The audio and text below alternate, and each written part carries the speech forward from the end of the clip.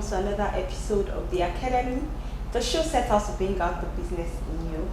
On the show with me today is Folashade Salawu, who is the founder of Pride of Beauty. Folashade, it's great to have you on the show today. Thank you. So could you tell us more, what's Pride of Beauty all about? Pride of Beauty is a makeup and a skincare outfit. The main aim, the desire, is to achieve a perfect beauty for every woman. How exactly did you get involved in it? I started in 2008. I was a student then, and the journey has been rough but very fun and interesting.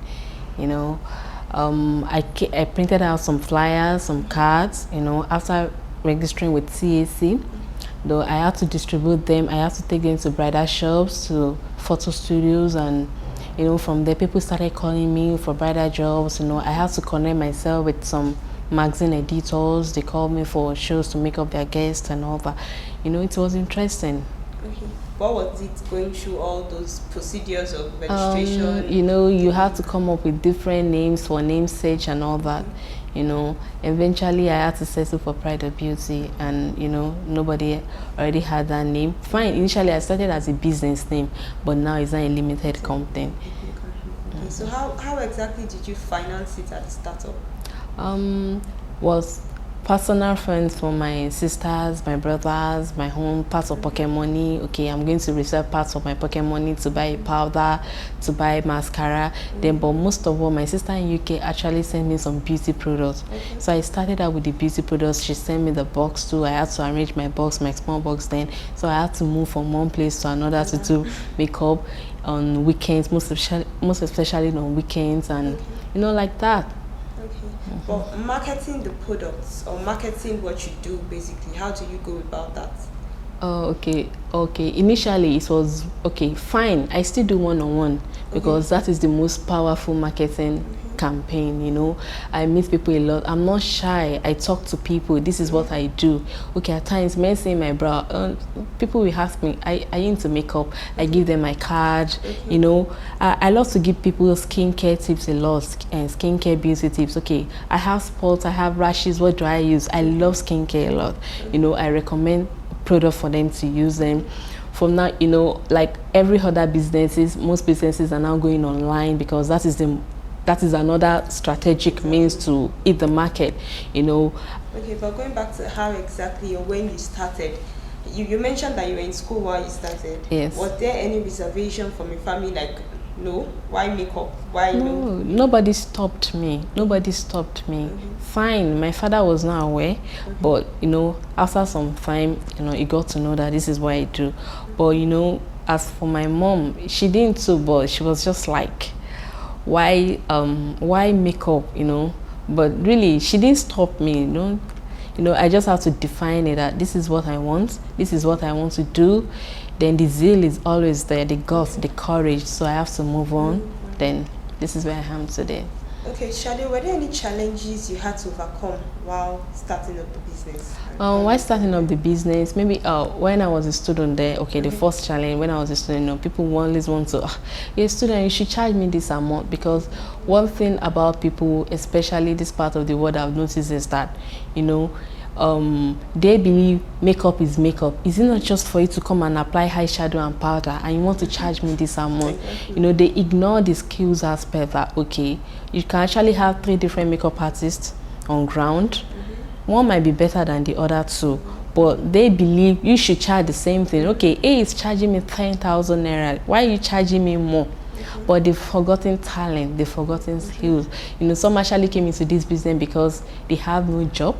They are frustrated, then they lose their first job, and this is the next simple thing I think I should do. But people with the flair, people that really have the courage, the focus to go after it, you have to go on different researches, go on internet study, go to different beauty schools, your personal training, and come up with something beautiful. So they still want to pay token to someone that just pack the makeup box and start giving them a rough job, and to somebody that wants to give them a very good job, they still want to pay the same amount, and it doesn't work that way. So people have not been saying the exact skills segment that, okay, it's not just for you to come and apply eyeshadow. How professionally do you want to do that for me? You understand? All right, Shadi, I also know, at least I think I've seen some pictures that you have of the things you've done, and I know you're also into gele tying. Yes. It's just in there, I saw some pictures, and I saw the funky styles you had on. They were really, really creative. Where does the idea come from all those styles? From different sources. You know, initially when I started, when I was in school, I didn't know how to tie gele. So I just go and do the makeup only. Then somebody would just have to come from nowhere and do the gele. You know, I told you I was sharing my cards and flyers, and then Shadia Ashoke, you know, one old woman like that in Ibadan, you know, she's just into Ashoke fabric. She makes it there. She asked me that, okay, you're into makeup and you don't know how to tie gele. I said I don't. But do you know, you can't really survive in this part of the world we are. Fine, even in Western world is different, but in Nigeria, it's going to be difficult for you to. Fine, you can, but you know, you really have to stand your ground. Then he introduced one guy to me, Ayo Onigele.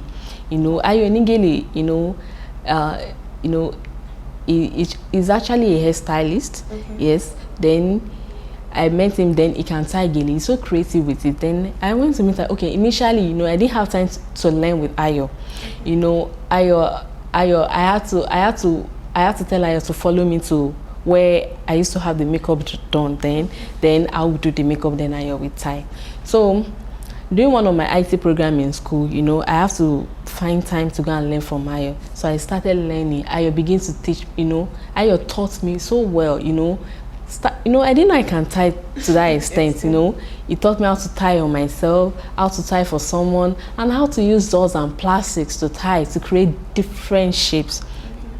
So we begin to work together like that, and till date it has been interesting, and I still work with Ayo. If I have a lot of jobs to do, I still invite Ayo to come down, then we work together.